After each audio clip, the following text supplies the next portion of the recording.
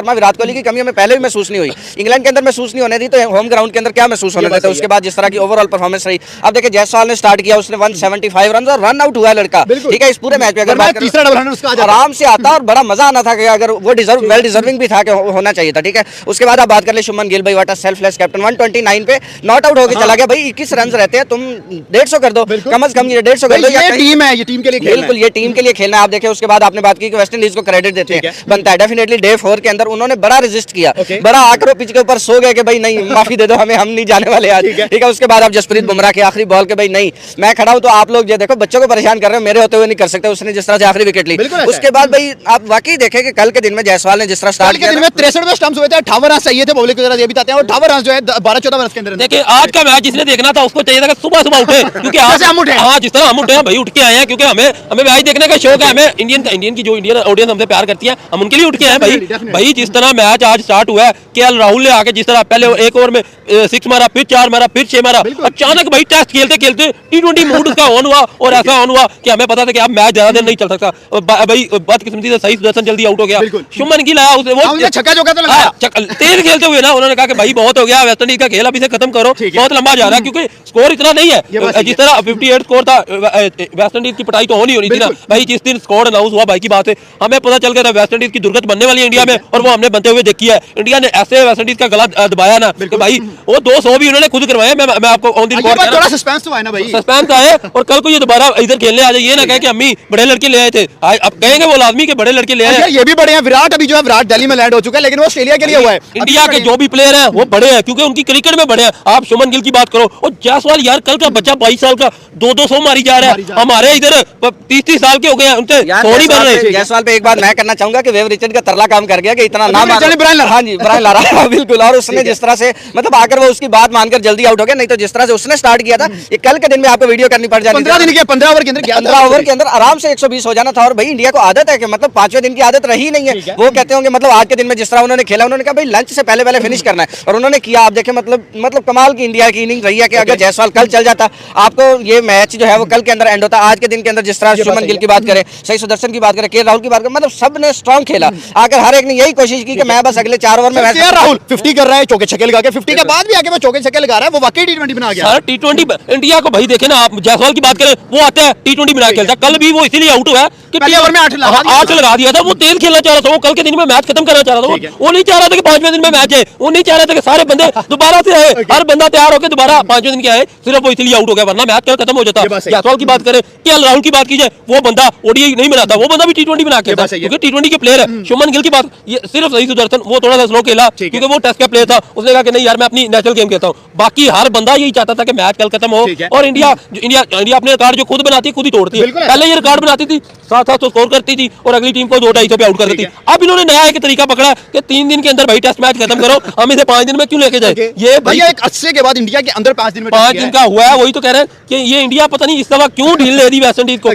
शायद मेरी नजर में ये हो सकता है कि इंडिया पहले सोचती थी कि 3 टेस्ट मैच होते थे ना, एक मैच दे देती, इसीलिए मैच तो 2 थे, मैच तो उन्होंने कहा कि ठीक है यार को थोड़ा सा आप भी खेलो, कि कल को ये ना कह सको कि भाई हमें इंडिया ने मारा ही बहुत है, हमें इंडिया ने मारा उनको वाकई बहुत है, और वहां मारा जहां वो दिखा नहीं सकते कि भाई इंडिया ने यहाँ। अब जरा आते हैं यहाँ पे भाई, इस पूरी सीरीज के अंदर आपकी पिक क्या रही है? क्या जायसवाल दोबारा से, क्या कुलदीप यादव को अगेन हम बात करेंगे, क्योंकि वो अंडर एस्टिमेट रहता है, कुलदीप यादव पे कोई ज्यादा बात नहीं करता, क्या बुमराह, क्या मोहम्मद सिराज, क्या आपके ख्याल से पूरे सीरीज का प्लेयर? लेकिन जायसवाल का जिस तरह का कॉन्फिडेंस है ना, तो मेरा ख्याल में मैं हमेशा जायसवाल को फेवरेट, राहुल का भी कहेंगे पहले में 100, सेकंड में 50, वो मोस्ट अंडररेटेड प्लेयर है ना इंडिया का, उसको तो मतलब हर तरह से लाई लग किया हुआ है कि कहीं पे भी उसको खिला लो। लेकिन जायसवाल का जो कॉन्फिडेंस है, देखो मिचेल स्टार्क को आंखें दिखाना ये किसी बच्चे का काम नहीं है, और वो भी ऑस्ट्रेलिया के अंदर जाकर दिखाना। तो जिस तरह से उसने उसको कहा ना you are coming too slow, तो भाई अभी दोबारा से भी ऑस्ट्रेलिया के अंदर जायसवाल ही मेरा फेवरेट रहेगा इस सीरीज के अंदर। हाँ, आप कुलदीप यादव की बात कर ले, उसने बड़ा अच्छा परफॉर्म किया। उसके बाद केएल राहुल की बात कर ले, इवन शुभमन गिल की कप्तानी पे या उसकी बैटिंग में बात कर ले, बड़ा अच्छा परफॉर्म कर रहा है, बहुत ही लाजवाब परफॉर्मेंस उसकी रही है। लेकिन मेरी पिक जो है वो जायसवाल है डेफिनेटली जी। 63 रन से, और अभी हमने आंख खोली थी कि जनाब मैच खत्म हो गया, मतलब हमने अभी टीवी ऑन किया और मैच खत्म। तो यकीन करेंगे अभी सिर्फ लोग आए थे, अभी अगर हम बात करें स्टेडियम में लोग एंटर होने स्टार्ट हुए थे, मैच खत्म हो गया। तो मेरे ख्याल में जो है ना वो मैच को इन्हें चाहिए था कि 4th डे में खत्म कर देते, लेकिन ये कि अभी में ऑलमोस्ट खत्म हो गया था डे 5 में थोड़ा, लेकिन आज अभी सूरज की किरणें स्टार्ट हुई और मैच मैं कहता हूं गायब हो गया, खत्म हो गया। और जिस तरीके से आज इंडिया ने भाई वेस्ट इंडीज को वाइट वॉश किया ना, ये भाई जबरदस्त था कि मैं कहता हूं उन्होंने WTC का जो चैंपियन है उसके लिए भाई अपनी तैयारी कर चुके हैं। और ये तो अभी छोटी टीम थी, अभी आगे देखे हम ऑस्ट्रेलिया को भी, मतलब जिस तरीके से हम अगर इंडिया की बात करें भाई, वो ऑस्ट्रेलिया को भी इसी तरीके से जो है वो वाइट वॉश करने वाली है, क्योंकि आगे आपको पता है कि इंडिया वर्सेस ऑस्ट्रेलिया की एक बड़ी सीरीज का आगाज होने जा रहा है। और यकीन करें अभी मैं उठकर आया हूं तो मुझसे अभी ठीक से बोला भी नहीं जा रहा कि अभी उस तरीके से हम फ्रेश भी नहीं हुए। सर डे 4 की तरफ चलते हैं। कल के दिन में जो हुआ भाई, वेस्ट इंडीज ने कहीं ना कहीं अच्छी फाइट पुट की, कैम्पबेल ने 100 किया, शे होप ने 100 किया, लेकिन सर बुमराह ये तो उन्होंने खुद ही ने मौका दिया कि भाई आप लोगों ने वापस जाना, हमने आपकी मेहमान नवाजी भी तो करनी है कि आप लोग घर जाके क्या कहेंगे जी हमारे तो मेजबान ने हमें बड़ा मारा, हम तो भाई कहां से वो धुआं निकला, हम क्या बताएंगे। इसलिए उन्होंने काली आंधी को मौका दिया कि भाई आप लोग 2-3 लोग आए सेंचुरी बना लें, तो दो लोगों को मौका दिया गया और उन्होंने सेंचुरी बनाई और वो सेंचुरी बनाकर भाई चले गए। और देखिए ये क्या स्कोर था, उनको मौका दिया कि यार बच्चे हैं इंडिया के सामने आए, थोड़ी देर खेल लेंगे तो क्या इशू है बस। लेकिन यहाँ पे डेफिनेटली बॉलिंग की हमें बड़ी जबरदस्त, मुझे तो सबसे ज्यादा खुशी है 2 बंदों की है, एक कुलदीप यादव और एक जायसवाल। कुलदीप यादव की इसलिए आसे कि यार कुलदीप यादव भाई दुनिया का नंबर 1 बॉलर बना गया है यार, जिस तरीके से वो परफॉर्म कर रहे हैं भाई। पाकिस्तान के मैं मीडिया पे बैठ के लोगों को देख रहा था, वो ये चला रहे थे कि यार किसी तरीके से इस बंदे को पाकिस्तान में ले आओ, और जो पाकिस्तान के 3-4 बॉलर हैं, एशिया कप पे वहां नहीं पकड़ा जाता, यहाँ है डेफिनेटली आपने देखा एक ही ओवर में पाकिस्तान के 3-3 4-4 मतलब जब डे 4 हुआ था एक ओवर में 2 भी आउट किया भाई। मैं तो मैं बात करने जा रहा हूं, कुलदीप यादव को पकड़ना मुश्किल ही नहीं, नामुमकिन सा है वो, मतलब आता मिडिल ऑर्डर के जितने प्लेयर है भाई उसके लिए वो डेंजरस है। वो तमाम प्लेयर जो है ना वो ये सोच में पड़ जाते हैं कि भाई हम तो जाएंगे तो हमें कुलदीप सामना करेगा और कुलदीप उड़ा के रख देगा और यकीन करेगा 3 विकेट उसकी थी। और जसप्रीत बुमराह तो भाई हमेशा से वो प्रेशर बिल्ड करता रहा और जिस तरीके से उसने कहते हैं हिंदुस्तान ने ब्रूटली हैमर्ड बुमराह और 2 कुलदीप के और 2 बुमराह के जो ओवर्स थे उन्होंने दोबारा पकड़ लिया। अब क्या बात है बुमराह की और कुलदीप की। इंडिया अगेन डोमिनेटिंग, और ये बात भाई अब कोई नई नहीं रह गया। 1980 से लेकर अब तक हम लोग डोमिनेशन देख ले तो सिर्फ टीम इंडिया की देख ले, चाहे वो टेस्ट हो, T20 हो या फिर ODI हो। और आज तो हद ही हो गई है भाई, वेस्ट इंडीज का ऑरा ही खत्म कर दिया है। राहुल सारे बड़ा जितने भी बैठे हो, शानदार किस्म का कमबैक किया है, उम्मीद बिल्कुल नहीं थी, लेकिन एक तारीफ के लायक कमबैक किया भारतीय टीम ने। लगा कि यकीन करो कोई फिल्म लगी पड़ी है, एक्शन है अर्नल्ड श्वार्ज़नेगर की, वो कमांडो टाइप नहीं, टर्मिनेटर टाइप, मतलब दे मार 4.5 बैटर्स आ रहे हैं, धो रहे हैं, बॉलर्स आ रहे हैं, विकेट ले रहे हैं। Special day is that India have defeated, well not defeated, India have completely and absolutely annihilated. उनका टीम वर्क जो है वो उनको जितवा रहा है। अब उनका एशिया कप देख लें, अब चैंपियंस ट्रॉफी देख लें, अब उससे पीछे 23 के वर्ल्ड कप की तरफ चले जाएं, फाइनल तक इंडिया गया था, तो they are unbeatable. KL Rahul is rising it again once again.